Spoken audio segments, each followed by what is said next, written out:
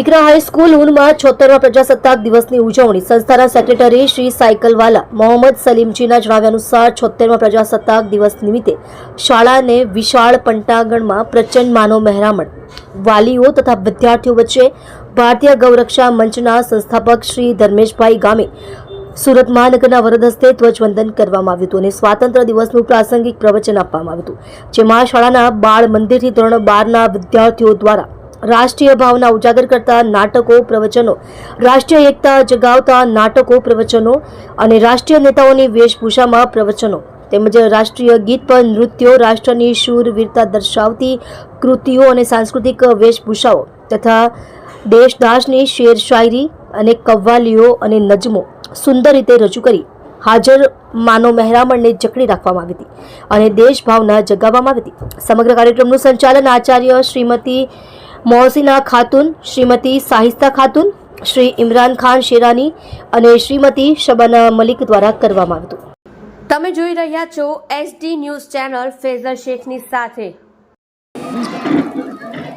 ગૌરક્ષા મંચ અધ્યક્ષ ધર્મેશ ગામી આજ રોજ ઇકરા હાઈસ્કૂલ ઊન ખાતે 76મા ગણતંત્ર દિવસ નિમિત્તે ઉજવણી કરવામાં આવી રહી છે. સ્કૂલના તમામ સંચાલકો તેમજ બાળકો ખૂબ ઉત્સાહભેર અવનવા કાર્યક્રમો કરી રહ્યા છે. આજે આખા ભારત દેશની અંદર તમામ ભારતીયોની અંદર ખૂબ ખુશી છે. મુખ્ય બાબત ભારતની એકતા અને અખંડતા આપણે બધાએ ટકાવી રાખવાની છે અને તેના પ્રયત્નો દરેક ભારતના નાગરિકો કરતા હોય છે. અને આજરોજ જ્યારે ઇકરા હાઈસ્કૂલ ઊન ખાતે તમામ સમુદાયના લોકોને બોલાવી અને જે રીતના ઉજવણી કરી રહ્યા છે એ ખરેખર ખૂબ ઉમદા છે.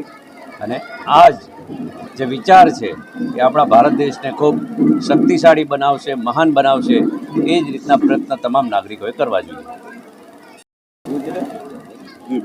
हाँ, आज का 76वां गणतंत्र दिवस है हमारा देश का, ये हमारे बहुत अहमियत रखता है.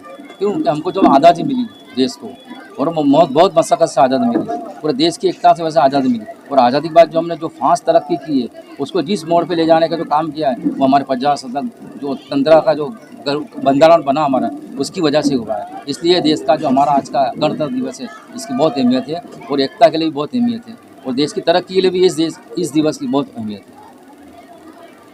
26 जनवरी का पर्व हम सब के लिए गौरव होता है और हम सबको इस पर्व की पूरी अखंडता के साथ भारत रहे इस तरह से सबको मिलजुल के इसको सेलिब्रेट करना चाहिए. और हम तो चाहते हैं कि जो हमारे बड़े बुजुर्गों ने हमको जो राह दिखाई है वो आगे जाके हमको तरक्की और इंसाफ की तरफ ले जाएगी, तरक्की की तरफ ले जाएगी और हमारी नई जनरेशन को हम अच्छा सपना, अच्छा लाइफ देवे. इस तरह का ये ज़िंदगी है, इस तरह का ये पर्व है. तो इस पर्व को अच्छी तरह सेलिब्रेट कर सबको मेरी शुभेच्छा, शुभकामना.